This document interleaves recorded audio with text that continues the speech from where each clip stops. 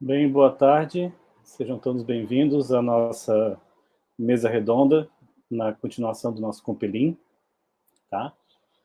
Então, hoje nós estamos na mesa redonda sobre uma conversa sobre diferentes abordagens no ensino inglês, experiências de ensino na Universidade de Kansas, dos Estados Unidos, tá?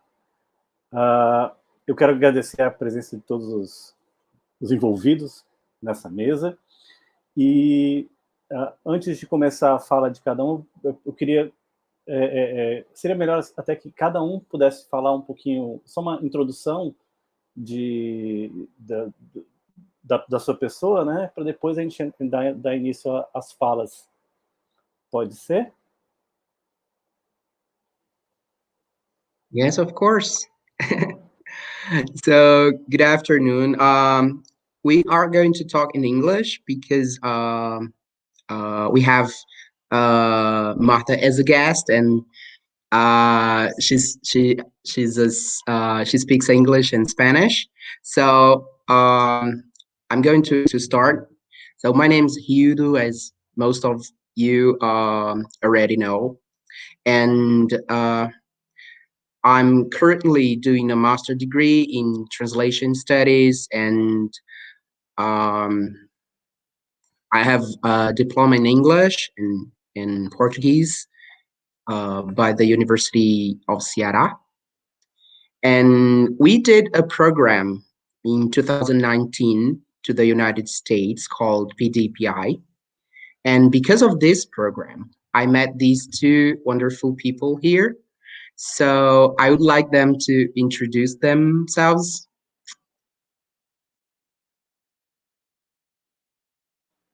Can you go, Martha? Sure, I'll go. Boa tarde. That's as much Very Portuguese as I good. know, although I am learning. So maybe I will be back in a couple years and I will have more Portuguese. But anyway, it's very nice to be here today with you all. My name is Marta. I am an instructor at the intensive English program with the University of Kansas. So we are located in Lawrence, Kansas, in the middle of the country. And let's see, what should I tell about me? I have a PhD in curriculum and instruction from the University of Kansas. And so I have been here at the university for about 7 years, and I teach mostly English for academic purposes. So I teach international students from all over the world who come to our university and take English classes and then take college classes. But like Rildo said, I also had the pleasure of teaching in the PDPI program, and that was a group of Brazilian English teachers that we had. And so, yeah, that's all that you need to know about me. I'm happy to be here. Hello, everybody. Good afternoon. I hope everybody's fine. I am Yuri, and I hold an undergraduate program, Letras Inglês. I have a master's degree in translation study, and now I am a PhD student in Universidade Federal de Santa Catarina, and I'm also a specialist in English teaching and school management. Okay, I'm really happy to be here with you all. I hope that this afternoon could be amazing and you enjoy a lot. Okay. Very good. So now I'm going to start presenting. And please, if anybody has any question, just type, okay, on the live chat, so we can answer. So please be very welcome to chat with us. And so our presentation is entitled Culturally Responsive Pedagogy and the Program PDPI. And I would like to invite Martha to start our presentation as we have here prepared for you. Yeah, thanks, Rildo.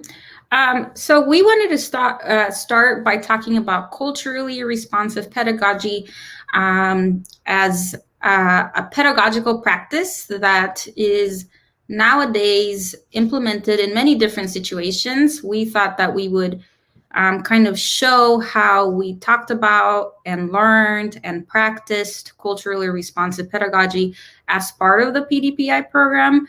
And then also to try to give some ideas to EFL teachers in terms of how it is that in your particular context, you can practice or use this particular pedagogical practice in your classroom.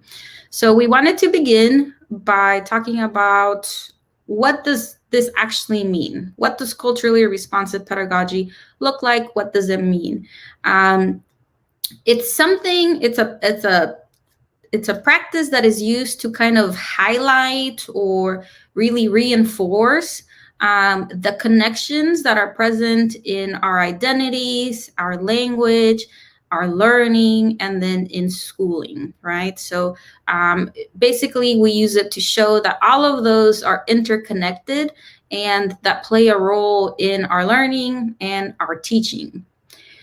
In terms of language teaching, culturally responsive pedagogy is used to reframe the way that we see our students. So for example, in the context of the United States, there have been a lot of issues with seeing learners of English as being deficient, right? Because they don't have the language skills that they need, right? And so this particular pedagogy says, wait, that's not how we should view our students. We should view our students as assets, right? The things that they bring into the classroom are valuable pieces of knowledge, and they are learning English to improve themselves, but it doesn't mean that they are deficient, right? And so we kind of move away from viewing our students as English language learners, more towards like emergent bilinguals or more towards English language users, right? And so we're saying they come into the classroom and they already have valuable information, valuable experiences that they bring into the classroom that we should see as assets, not as deficient.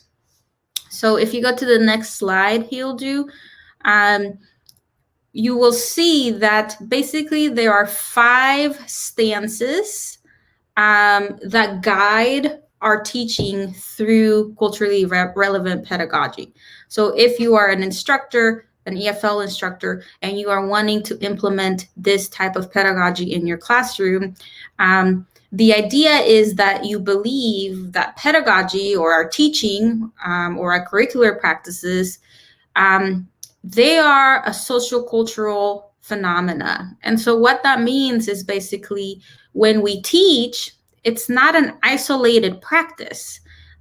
Instead, it is teaching through our students' lived experiences and the way that our students have grown up, their own cultural backgrounds, their own language practices. And so we use pedagogical or instructional practices or activities that facilitate dialogue. So the teacher is very much learning from the students as well, right? The teacher is learning more about, hey, what kinds of things do our students do at home, in their community? How did they grow up with language? What kinds of experiences do they have with language? And that facilitates a dialogue between students and then between students and teacher.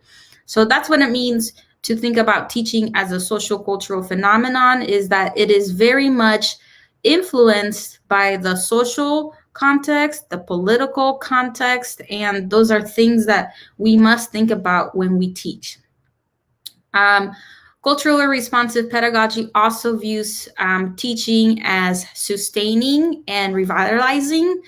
And what that means is that we try to really highlight or emphasize or empower our students as valuable members of the community, as valuable members of the classroom community. And so we try to include as much of the students' home and community knowledge in our own teaching and in their own learning. It's believed that pedagogy is also participatory. And so that means it's this overarching thing. It's not just the teacher that is doing the teaching. The teacher is also learning, and the students are also doing some of the teaching. So when teaching is participatory, it's more democratic. And of course, you know, as teachers, we always have limitations in terms of what we are able to teach, the curriculum that we're able to use. We can't just do whatever we want, unfortunately. But what this is saying is look for ways to really hear what the students need and what the students like, what are some of their interests, and really take into consideration their input. We also, as teachers, should engage in critical reflection and self-reflection and be able to really think about what's working, what's not, and how to make changes to that. CRP is also believes that pedagogy is supportive of students' linguistics rights. As English teachers, this is probably the biggest component of CRP for us.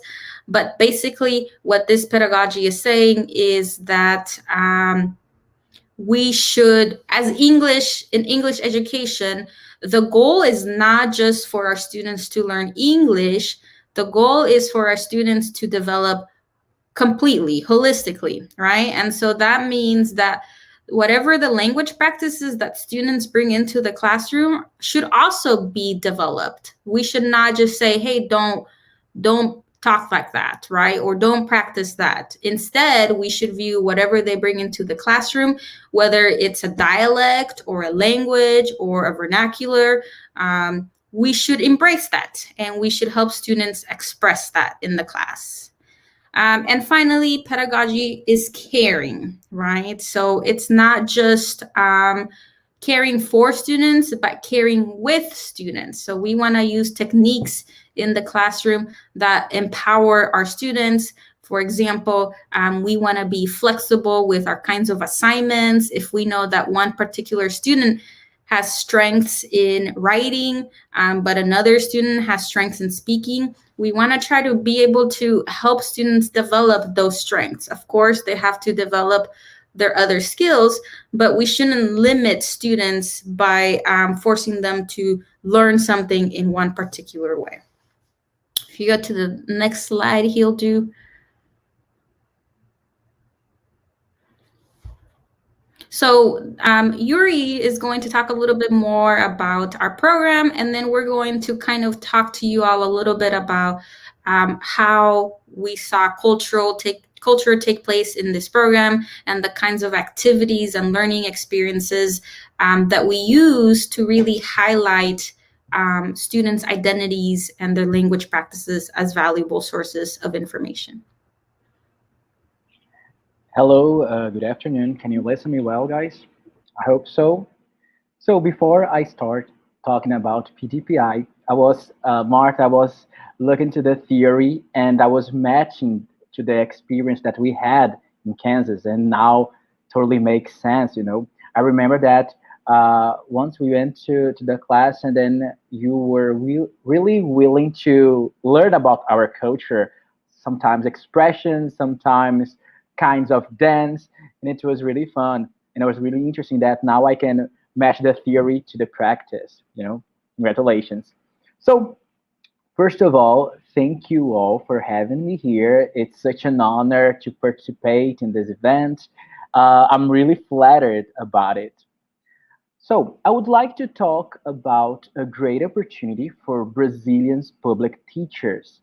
And it doesn't matter if you are from a municipality, state, or federal school, okay? The name of this program is PDPI, which is a partnership between Fulbright and CAPS. I think you have already heard about it, those kind of programs. And it was in this program particularly that I have met Professor Martha and also Rildo, right?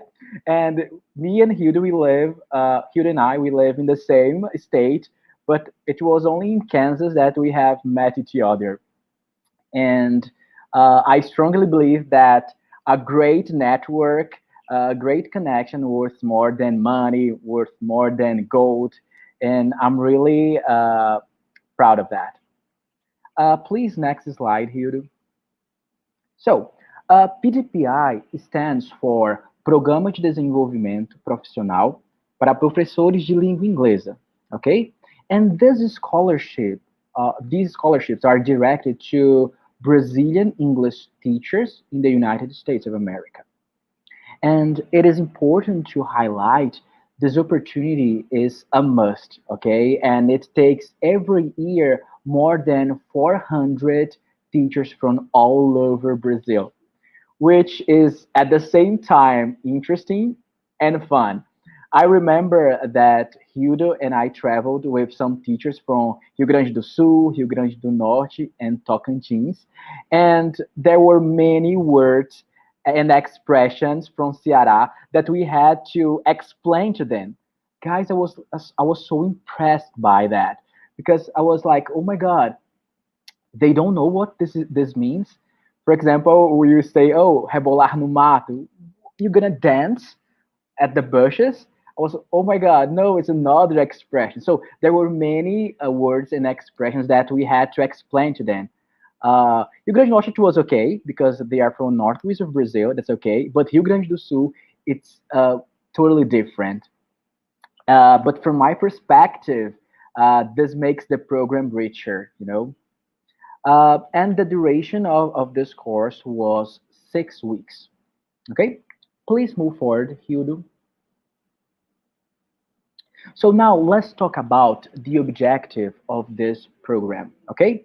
So the purpose of this program is to offer English language enrichment and professional training designed especially for high school teachers from Brazil to strengthen teachers' English language proficiency with emphasis on conversational fluency and pronunciation. And I'd like to say that is really good because we know as teachers that most of the students say, teacher, have you ever traveled abroad? And we know that sometimes it's not necessary to travel abroad to be a good English teacher, but the students ask a lot about it.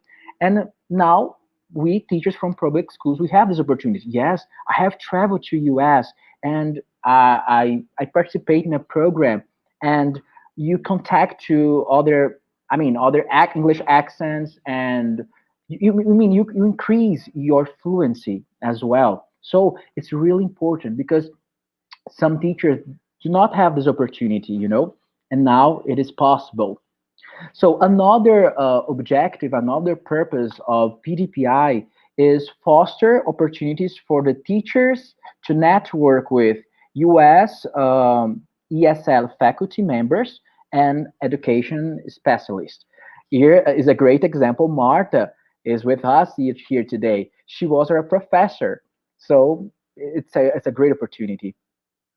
And another purpose is to offer the cultural experience of a US campus life and opportunities for cultural and social activities. That meant a lot for me. Okay, please, Hildo, next slide. So, Yuri, how could we enroll in this process? How could we do it to get this scholarship? So, it is necessary to be in the public school system, okay? And we have to follow 2 steps. The first one is a document part, and you say, oh, it's pretty easy.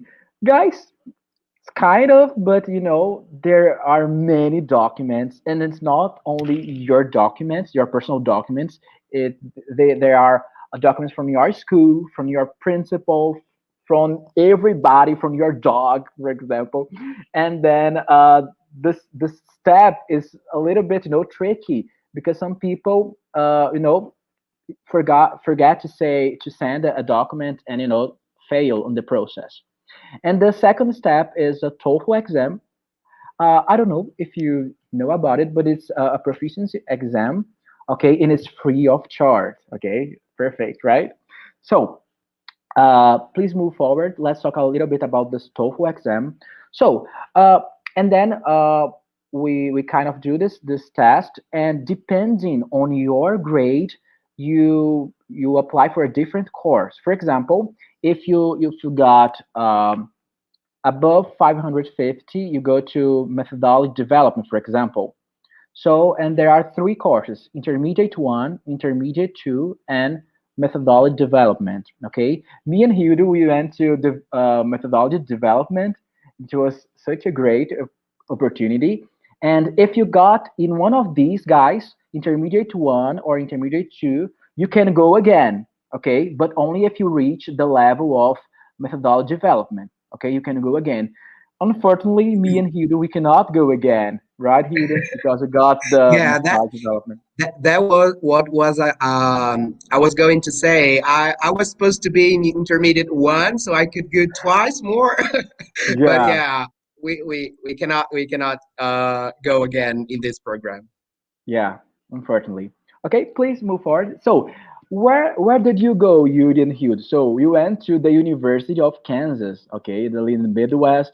Guys, and when you talk about Kansas, we remember a lot of things like TV series like Supernatural or even the Wizard of Oz, right? And Smallville. Smallville. It was really good. I think it's totally different what I would expect. I thought, oh my god, I'm going to New York or maybe California, and then we got in Kansas. But it was really good, by the way. I really enjoy it. And here it's me on the new in front of the university sign, and here they are our classmates, teachers from all over Brazil. The time that we graduate, here they are our certificates. Such a great moment, so great memories. Please, could you move forward? So now we're going to talk about something really important, and I strongly believe that we as teachers we could work on this, right? Which are extracurricular activities. For example, there in Kansas, we had the opportunity to participate as volunteers, of course, in a social work. I don't know. There were many different groups in our class.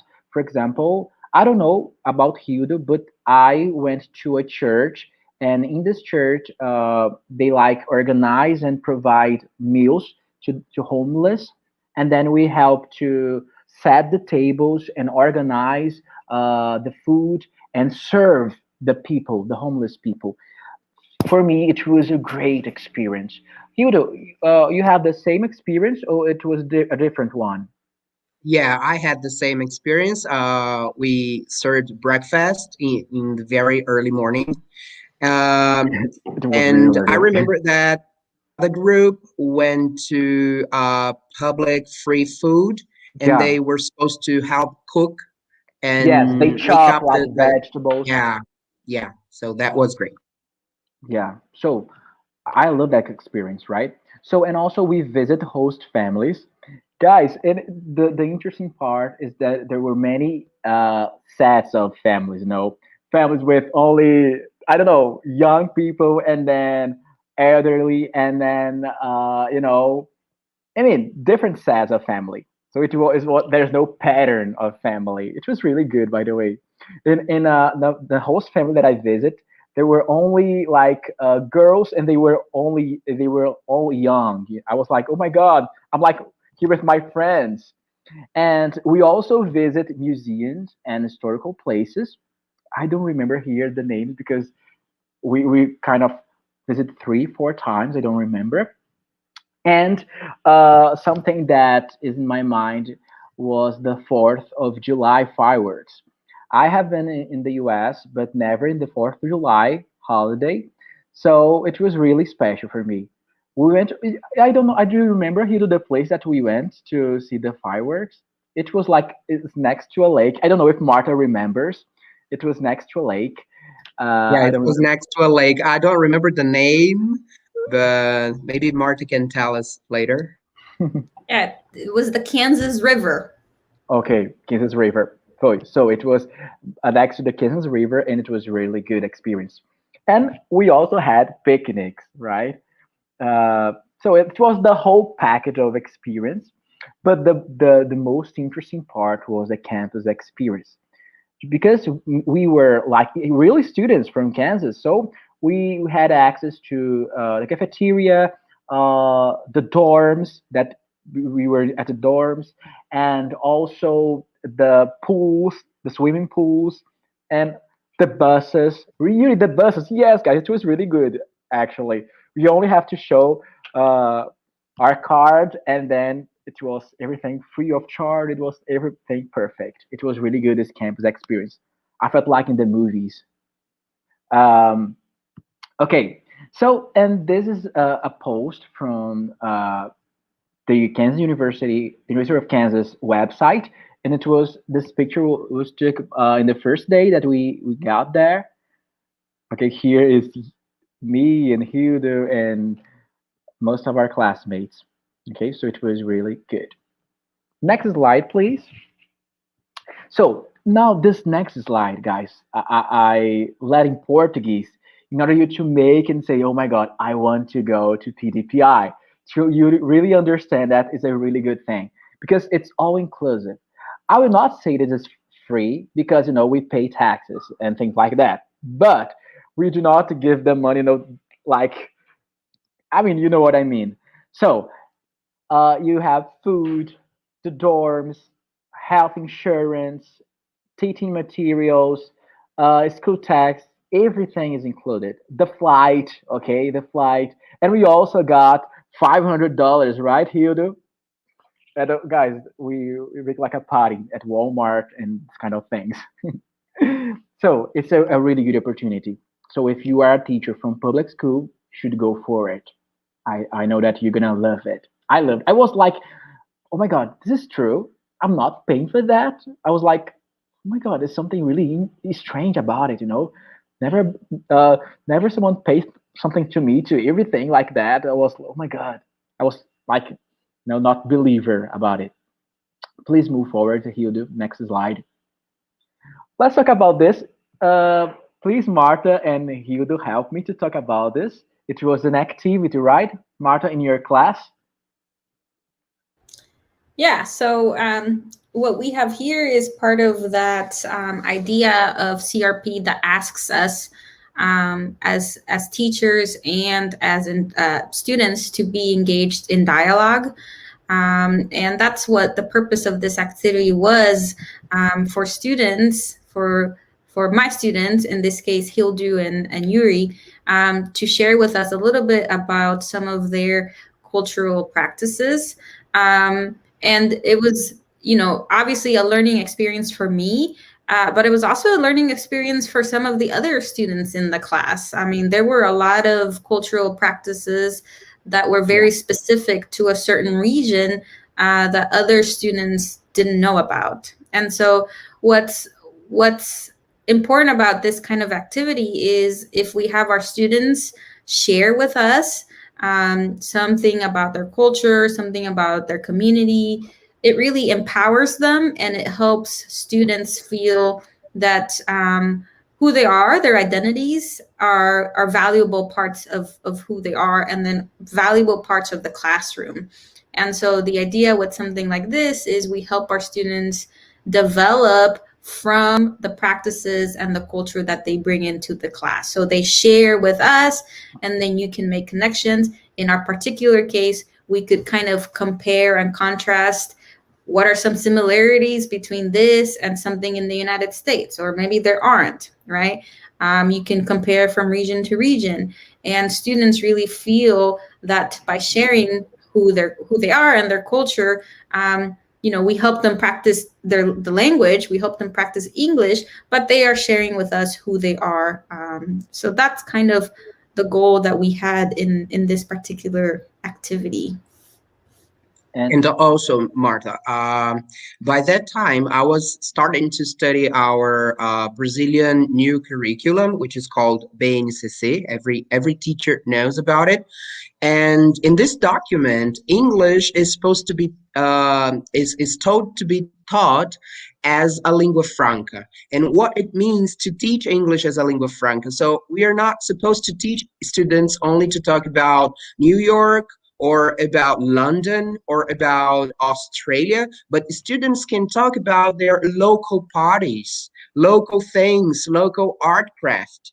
And then I was expecting, for example, when we entered the class with Marta, I was expecting that we would present about I don't know, American food or something like that. But she made us present about Brazilian culture, and this is very, very empowering because our goal was to practice English, and we did it in a very culturally responsive way. So, you know, Yuri already told that it was amazing, but these small things that made the difference, you know?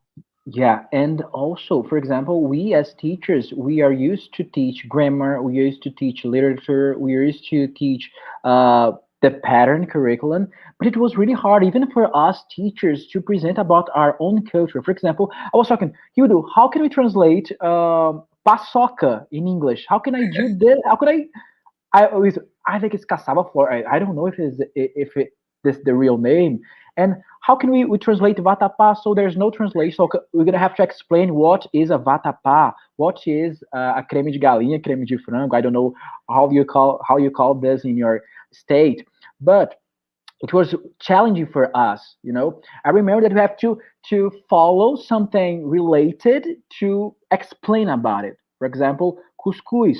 Okay, so the Morocco one or the Brazilian one, and it was amazing not just because we taught about our culture, but you know our local thing. For example, the teachers from Rio Grande do Sul, they don't know about it. You know, what is a vatapá, and we had to explain to them about it, and it was really enriched, you know, for us as teachers. And now I think it now for me now it's making sense, right? It's making sense now. But at the moment I was like, oh my god, I was only worried to present something to get a grade, you know, in order to. But now I see how empowering it was. So thank you, Marta, for providing that. My pleasure. We also had several mixing up activities. So in this one, for example, we had these are three Brazilian student teachers, and these are three KU students, foreign students, and we worked together practicing English and also, of course, talking about our specific cultures. So it was another amazing opportunity to emerge in culturally responsive classroom. I have a question here from Angela. How many students in each classroom? I think we were 15, yes. Uh, Altogether, we were 29 teachers. And because we were supposed to be 30, but one teacher missed for a personal reason. And then, yeah, we were divided into two groups. Here we have another. Hildo, can I comment on something from the previous slide? Yes. Yeah. I'm just thinking of the context of the teachers that are here with us today. And so I just wanted to make a point that when we talk about culturally responsive teaching, it doesn't mean only language, you know, because in this particular case, we had a mix of students from different countries and they spoke different languages. And so that cultural exchange is present no matter what. But you can think about it, you can think about trying to make these kind of exchanges through like social economic things, or like I said, vernacular or regional things. So it doesn't have to be defined by, oh, this person speaks Portuguese and this person speaks Japanese, and so we have an automatic exchange. Sure, that's great, but you can do it if students speak the same language, right? You can try to center other local practices or other social classes or social practices. It doesn't have to be just the language exchange. You know, students are very different, even if they come from the same country, right? So you can find different things to exchange that would help students feel empowered as well. Yeah, it's good that you mentioned that, because one of the projects I developed at school, students are supposed to mix up, and they are from different grades, and even students there are already graduated. And then we are together sharing, even with students from the schools, the elementary schools and other schools here in Ceará. So we have moments now with the remote learning thing, we can do it more often. But yeah, you're very very right to say that it's not a matter of just language. We can have other situations too. Thank you. Can I move to the next?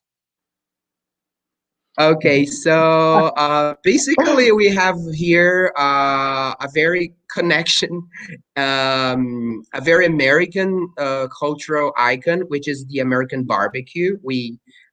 Most of us have seen this in movies or TV series, this kind of barbecue. And here we have people. To a Brazilian and thing. and here we have people dancing Brazilian music. So it's kind of a very good mixture of different people and different cultures.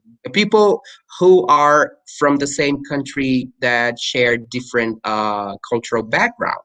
So we are all together. Would you like to comment on these? I just want to say that. Okay.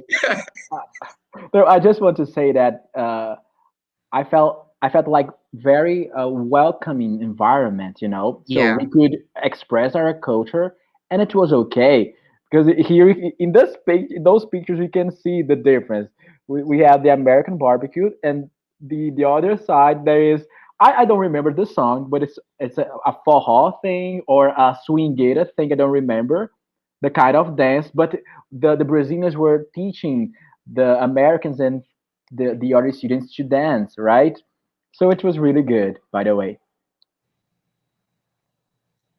Here it's another thing that it's a little bit very different from our Brazilian culture, which is a country music festival. And it's not because of the festival, but because what happens next. In Brazil, we tend to be, we go to a festival and we tend to be out on the streets all night long until they come until the sun rises, and we have to take the bus back to home.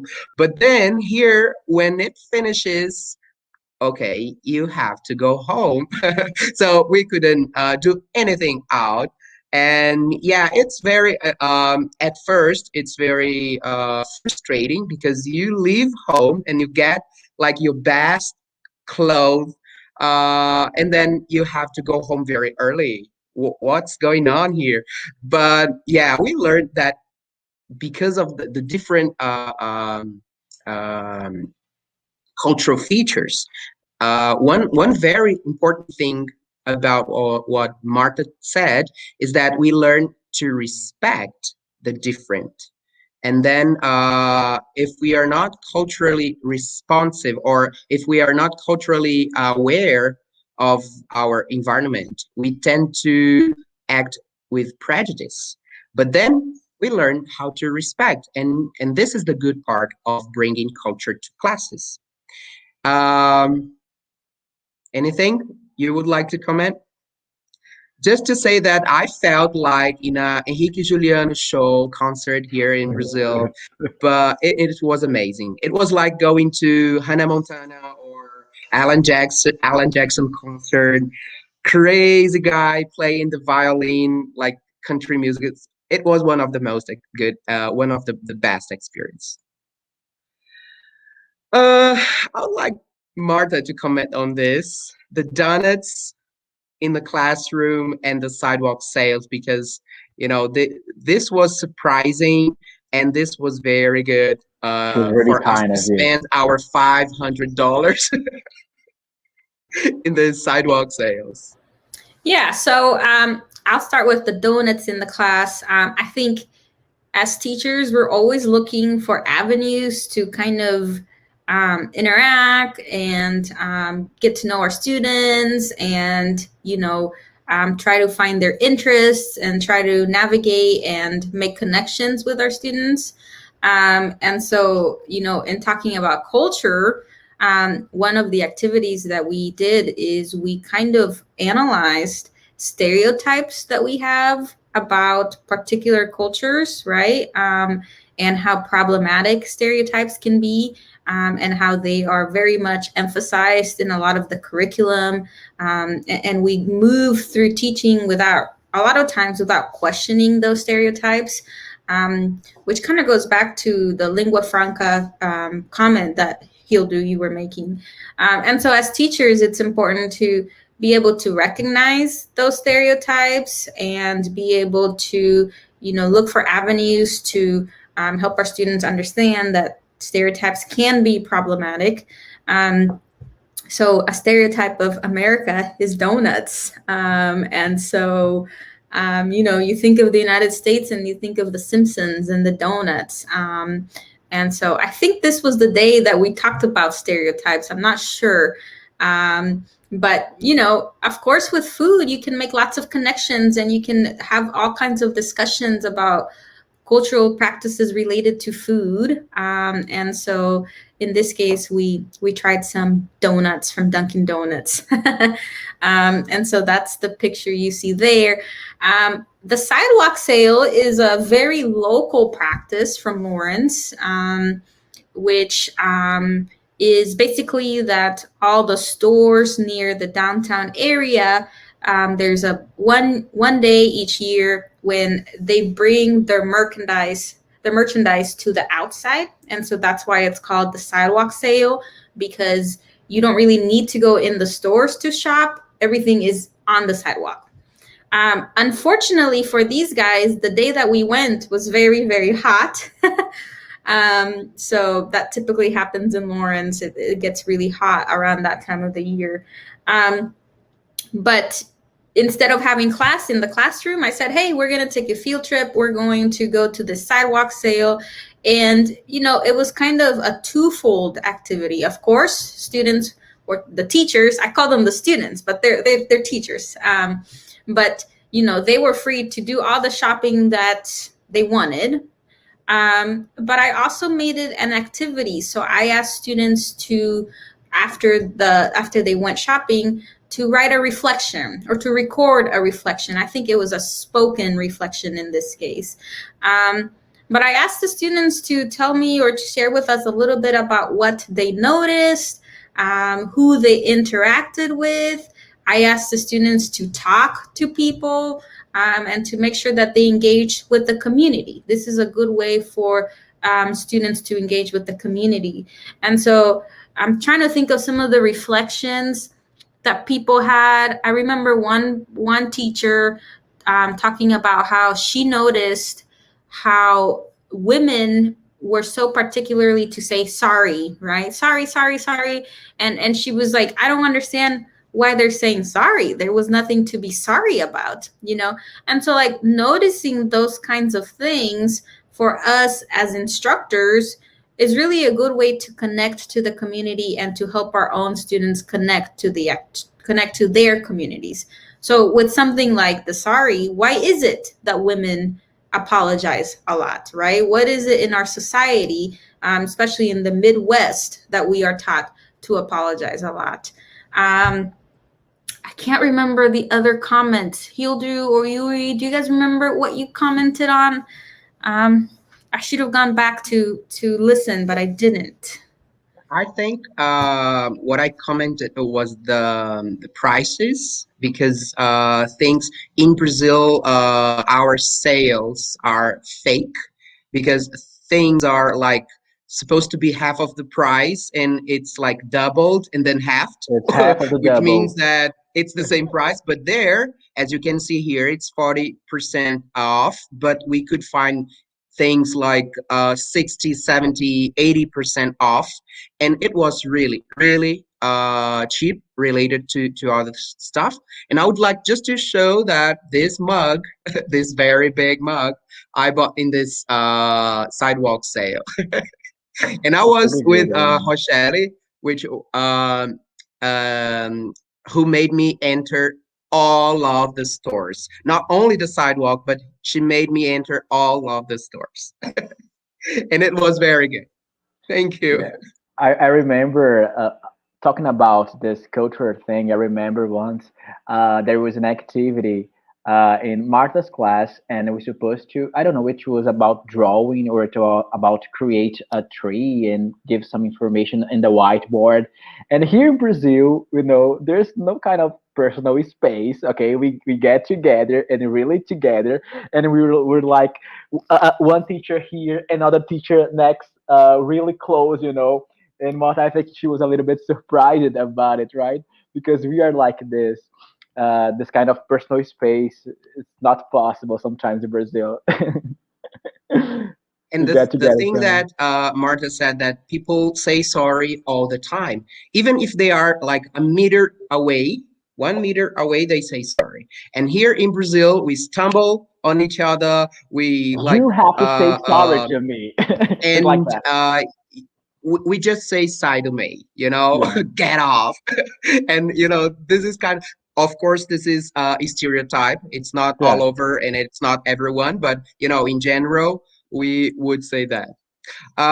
Also, because we are running out of time, and we also did a very nice cultural and linguistic exchange when we evaluated some presentations from students from other groups. So these were students learning English in the United States. They are foreign students. Martha, you can correct me if I make any mistake. And they were supposed to present a poster, and we were working as evaluator. But for me, most of the time, most of the presentations, I was so connected to the presentation that I forgot taking notes or giving the grades, because they were like very, very excited about it. And students and teachers and everyone who is going to present something, they get very excited and nervous. Also, something very, very typical and also very surprising and sometimes scary is the public fair. In this place, if I'm not mistaken, it's called Fairground. And they have this fair where the local producers, I think, they sell things. They sell like fruit and vegetables they produce, and they get together. And also there is the park, so we can play. Yeah. And then we can shoot things to get things. And this particular thing here, which is a house, and then you can enter and go through it.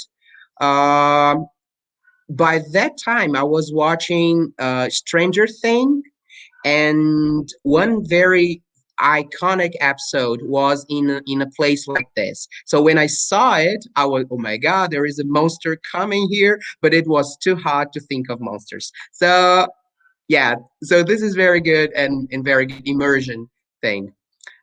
And to finish, as very good Brazilians, we agglomerated a lot. And then here there is, we got together to talk, and it was kind of the end of the program. Yeah. And here it's Martha with us. She got the Brazilian thing of agglomeration too. Would you like to comment? Totally like a Brazilian,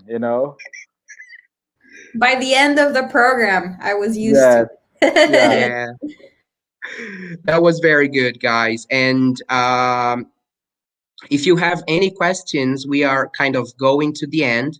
But if you have any question about any question to Marta or Yuri or about the program, please, you can make on the chat, or you just find us on Instagram, or you check for our emails. But then we would like just to say thank you. Yuri, would you like to say something, Marta, to finish?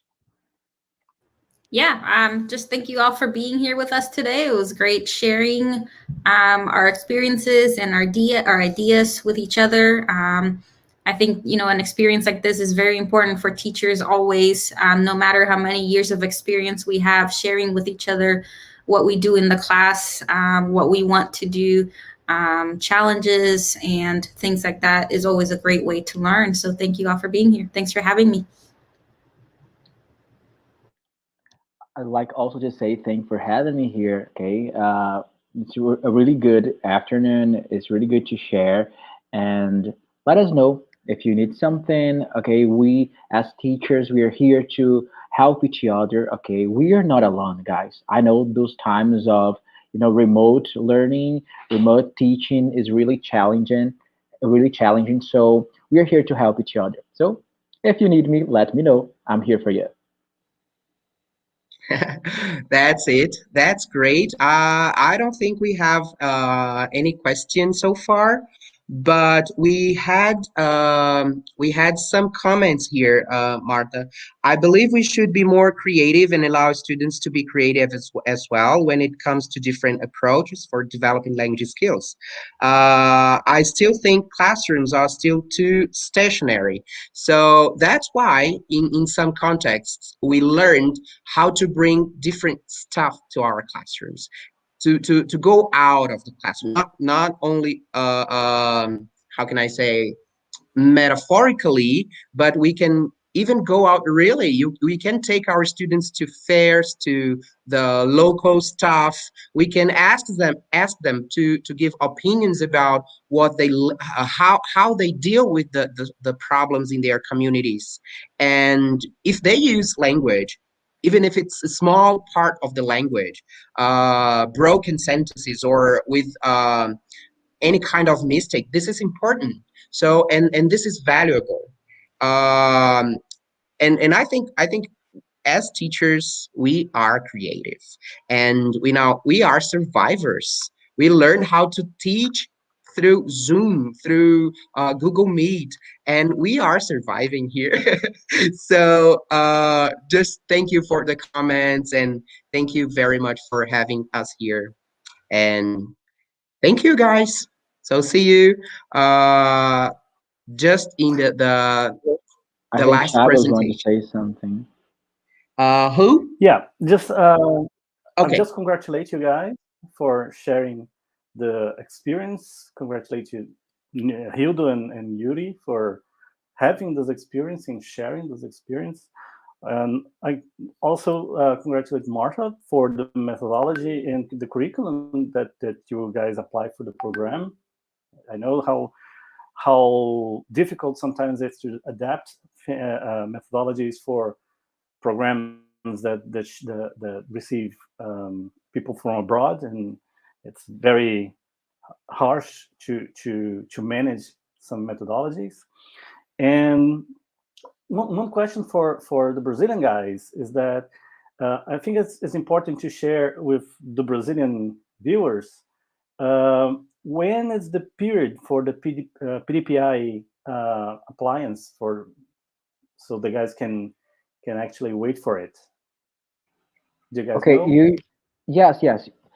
Now this time of COVID is like stopped, a little bit, but no, it's like in the beginning, the end of the year to the beginning of the next year, because the whole process like 3-4 months, and because we travel on July, okay, so we travel in July, so the process is between December and March, April, okay, the whole process.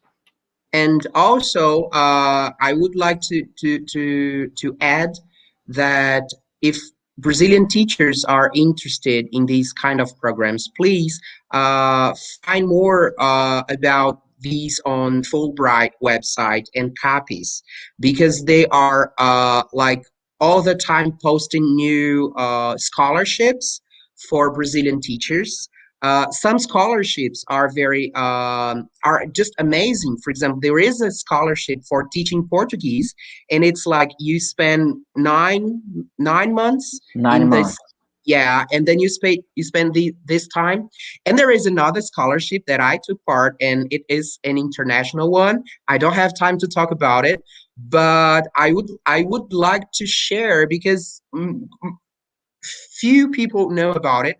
It's the DAI, the Distinguished Award for International Teachers. And it's kind of very competitive because it's for teachers from all over the world. And I won this scholarship last year. Nailed, And Rildo. Congrats.